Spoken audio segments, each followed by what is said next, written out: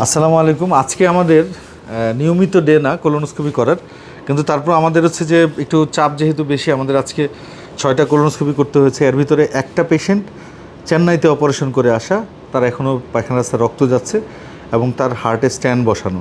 যেহেতু তার অ্যানেস্থেশিয়ার একটা ঝুঁকি আছে, সো যে পানির পদ্ধতিতে উইদাউট অ্যানেস্থেশিয়া পেশেন্টের আমরা কোলোনোস্কোপি করলাম এবং দেখলাম যে তার আসলেই পাইলসটা রয়ে গেছে। সো আমাদের যে একটা ধারণা যে বিদেশের সব চিকিৎসাই ভালো তা না, আমাদের দেশে অনেক ভালো ভালো চিকিৎসক আছেন। সো আমরা আমাদের চিকিৎসকের উপর আস্থা রাখবো। এক, দুই হচ্ছে আরেকটা পেশেন্টের আমরা দেখলাম যে হচ্ছে আজকে যতগুলো পেশেন্টই করলাম, একটা পেশেন্টের শুধু ছোট একটা পলিপ পাওয়া গেছে, আর বাকি কোনো পেশেন্টের কিন্তু পলিপ পাওয়া যায় নাই।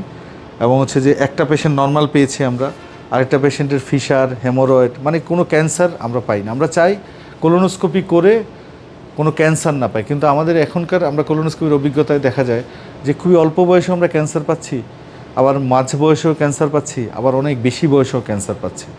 সো পায়খানা রাস্তায় রক্ত যাওয়াটা কিন্তু স্বাভাবিক কোনো জিনিস নয়। স্বাভাবিক অবস্থায় কখনোই পায়খানা রাস্তায় রক্ত যাওয়ার কথা না।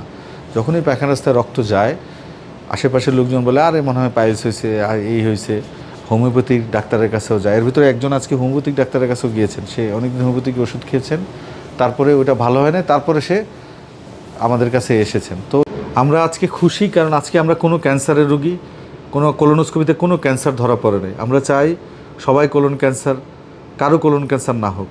কারণ হচ্ছে আজকের ক্যান্সার রিপোর্ট করার পরে আমাদের যে ইনচার্জ যে আছে, ওই ইনচার্জ বলতেছিল, আসিফ বলতেছিল, স্যার আজকে একটা সুখবর হচ্ছে আজকে কোনো ক্যান্সার পাওয়া যায় না। আমরা কিন্তু অনেক দিন মাঝে মাঝে খুব হতাশ হয়ে পড়ি, অল্প বয়স 13 বছর বয়স এরকম বাচ্চারা কিন্তু আমরা কোলোনোস্কোপি করে ক্যান্সার পেয়েছি। সো আমরা সচেতন হই। আমরা রিপোর্টগুলো দেখব যে এই পেশেন্টের একটা কোলন, তার হেমোরয়েড আছে এবং সে পাইলস আছে। আমরা যে পায়খানা রাস্তার ছবিও দিয়েছি। একেবারে আমরা শুধু পুরা কোলোনোস্কোপি করি, মানে পুরা মানে কোলোনোস্কোপি করার পর আমরা টার্মিনাল আইলিয়াম পর্যন্ত দেখে দিই।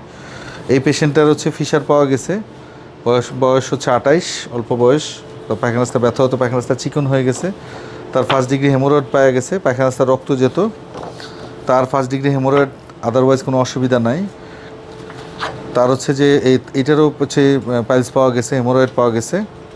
সো এবং এই পেশেন্টেরও কিন্তু নর্মাল আমরা পেয়েছি, যে কোনো ধরনের অসুবিধা হয় না।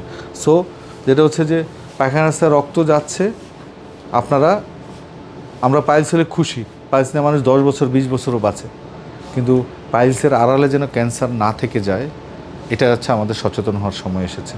এবং পেশেন্টরা এখন আমাদের কাছে এসে আশ্চর্য একটা বিষয় হয়, রোগীরা বলে স্যার কোলোনোস্কোপি তো আর ভয় পাই না। আমি বলছি কেন, কোলোনোস্কোপি নিয়ে তো অনেকের অনেক ধরনের ভয় কাজ করে। বললো না স্যার, কোলোনোস্কোপি আপনার ভিডিও দেখছি, কোলোনোস্কোপিতে ভয় নেই। কী আসে, মানে কোলোনোস্কোপির ফাইন্ডিংস কী আসে, ওইটা আমরা নিয়ে আতঙ্কিত, যে আমরা চাই খারাপ কিছু না আসুক। সো আমরা সবাই সচেতন হব এবং কোলোনোস্কোপির মাধ্যমে আমরা রোগ নির্ণয়ের সহায়তা করব চিকিৎসকের। যারা কোলোনোস্কোপি কেউ যদি অ্যাডভাইস করে, অবশ্যই কোলোনোস্কোপি করাবো, এবং কোলোনোস্কোপি করার মাধ্যমে আমরা কোলন ক্যান্সার প্রতিরোধ করব। কারণ হচ্ছে সব কোলন ক্যান্সারই পলিপ থেকে হয়। সো আমরা যদি পলিপ কোলোনোস্কোপির মাধ্যমে ডিটেক্ট করতে পারি এবং পলিপ অপসারণ করতে পারি, মানে পলিপ সার্জারি করে ফেলে দিতে পারি, এভাবেই 100 ভাগ 100 ভাগ কোলন ক্যান্সার প্রতিরোধ করা সম্ভব। শুধু যাদের পরিবারে কোলন ক্যান্সার আছে তারা অবশ্যই কোলোনোস্কোপি করে নিশ্চিত হন আপনার কোনো লুকানো পলিপ আছে কিনা, যেটা পরবর্তীতে ক্যান্সারে রূপান্তরিত হবে। ধন্যবাদ।